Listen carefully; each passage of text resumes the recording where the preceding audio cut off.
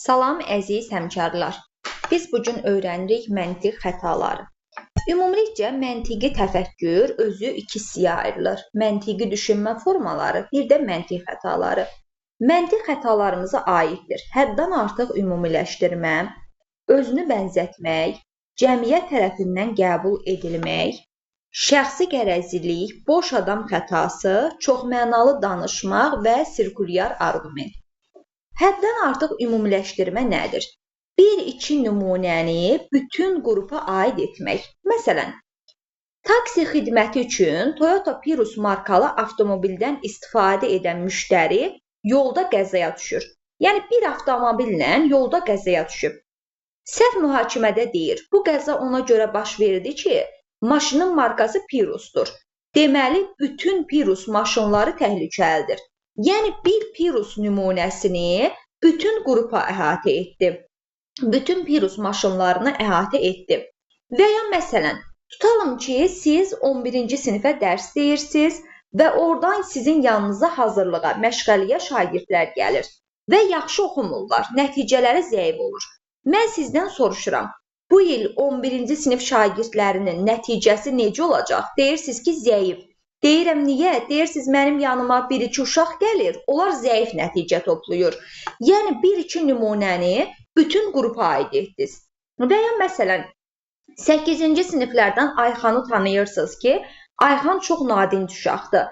Sizdən kimsə 8-ci sinifi soruşur ki, bu sinif necə uşaqdır? Deyirsiniz ki, hamısı nadinc uşaqdır. Bir-iki nümunəni bütün qrupa aid etdiniz. Yəni, Ayxan nadincdir deyə, deməli, sinifdə olan hər kəs nadincdir.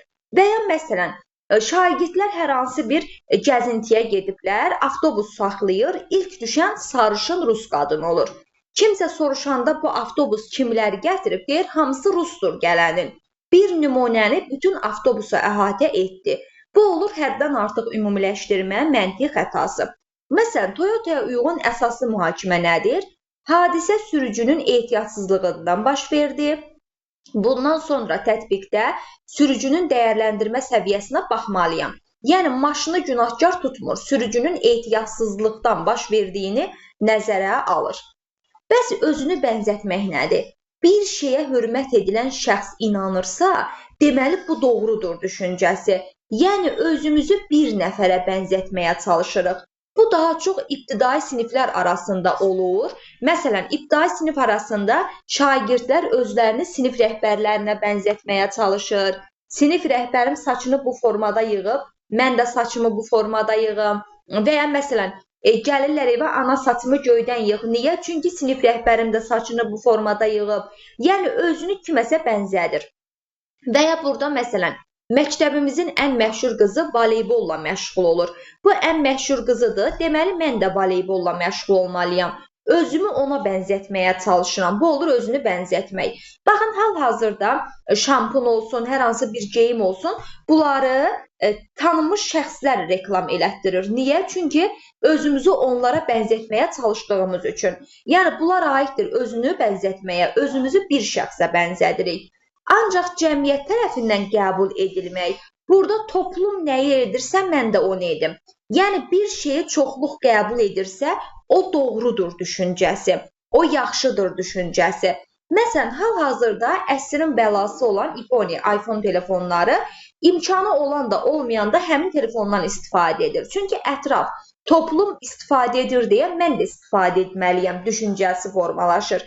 Və ya məsələn, bagi şalvarlar yaraşdı, yaraşmadı, hamı ondan alıb geyinmək istəyir. Niyə? Çünki hal-hazırda bu ilin modasıdır. Mən də onu etməliyəm. Məsələn, hamı dəbdə oran sarı köynək və paltarları geyinir.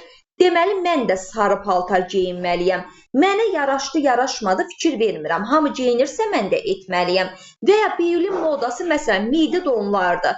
Deməli, mənə yaraşdı, yaraşmadı, mən o midi donu almalıyam. Çünki modadır. Bax, cəmiyyət tərəfindən qəbul edilmək budur. Bir də var şəxsi qərəzlik. Şəxsi qərəzlik fikrə deyil, fikri səsləndirən şəxsə mühakimə yürüdürəm düşüncəsi. Yəni, mən baxmıram, bu fikir doğrudur, yoxsa yanlışdır. Fikri səsləndirən şəxs, əgər onunla münasibətim yaxşıdırsa, qəbul edəcəm. Yox, yaxşı deyilsə, qəbul etməyəcəm. Məsələn, mən coğrafiya müəllimiyəm, məktəbdə olan biologiya müəllimi ilə münasibətim yaxşı deyil. Biologiya müəlliməsi söyləyir ki, məktəbi yaşıllaşdırmaq üçün ağaclar alıb əkmək lazımdır. Bunun fikri doğrudur. Sadəcə münasibətim yaxşı deyil deyə deyirəm, bu fikir o qədər də ürək açan olmadı. Yəni onunla münasibətim yaxşı deyil deyə onun fikrinə, özünə münasibət bildirirəm. Dediyi fikrə yox, fikrə baxmıram, yanlışdır yoxsa doğrudur. Və ya məsələn, deyir, Aydan deyir ki, sahibsiz heyvanları sığınacaqlara götürməliyik. Bu doğru fikirdir.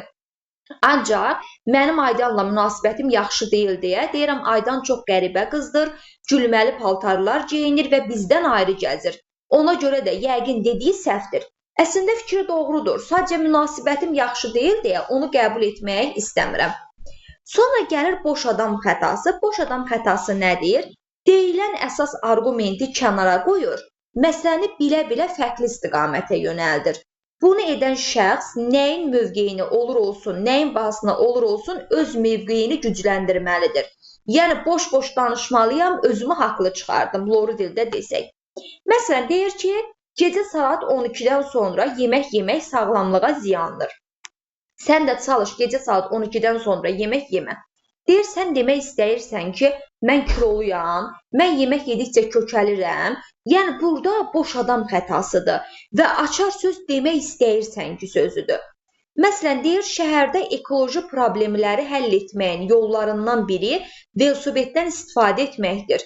Demək istəyirsən ki, şəhərdə ekologiyanın vəziyyəti pisdir, amma əsaslı mühakimədə demək velosipeddən istifadə üçün xüsusi yollar çəkilməlidir, doğrudur. Amma birinci mühakiməyə baxın, demək istəyirsən ki, ekologiyanın vəziyyəti pisdir. Yəni, bu boş adam xətasıdır, öz mövqeyini gücləndirir. Doğru olsa da özünü haqlı çıxartmağa çalışır. Yanlış olsa belə, yəni mən haqlıyam düşüncəsi ilə boş-boş danışıb qarşındakını haqsız çıxardacaq. Sonra gəlir çox mənalı danışmaq. Burada artıq çox mənalı söz oyunudur. Fərqli anlaşıla bilən sözlərdən istifadə edilir. Danışanın məqsədi ondan ibarətdir ki, qarşındakının, auditoriyanın fikrini yayındırsın, fərqli istiqamətə çevirsin. Məsələn, övladlarınıza deyirsiniz ki, gecə saat 11-dən və ya 12-dən sonra telefonla oynamaq olmaz. Baxırsınız ki, telefonla oynayır, deyirsən, demədim mi olmaz? Deyir, telefonla oynamırdım ki, saata baxırdım. Və şagirdlərə deyirsiniz ki, biri-birinizlə söhbət etməyin. Deyir, baxırsınız ki, söhbət edir. Deyir, etmirdik ki, saatı soruşurdum. Yəni, bir növ fərqli sözlərdən istifadə edir ki, sizin fikrini yayındırsın. Və burada açar söz oyunudur, söz oyunu. Baxın, sənə verilən tapşırığı düzgün yerinə yetirməmisən. Deyilmişdi ki, bu məsələni öz aranızda danışmayın. Hər kəs ayrılıqda araşdırma aparsın. İndi çox mənalı danışmaq deyir ki, biz öz aramızda danışmamışıq. Sadəcə bir neçə şəkil və mesaj göndərmişik. Bu da danışmaqdır da. Fərqli sözdən istifadə edir ki, fikrimiz yayınsın. Və sirkulyar arqument nədir? Bu papıqaydır, papıqay. Yəni, deyilən fikir, əsas fikir, belə deyim, yeni bir nəticə, əsas fikrə baxanda deyilən fikir yeni bir nəticə etibar etmir. Sadəcə biraz dəyişdirilmiş formasıdır. Məsələn, gecə saat 12-dən sonra yemək yemək sağlamlığa ziyandır. Mən gecə saat 12-dən sonra yemək yemirəm, çünki sağlamlığıma ziyandır. Və ya siqaret çəkmək məsləhət görülmür, çünki sağlamlığa ziyandır. Mən siqaret çəkmərəm, çünki sağlamlığa ziyandır. Eynən papıqaydır, tutuquşu. Deyilən fikri təkrarlayır.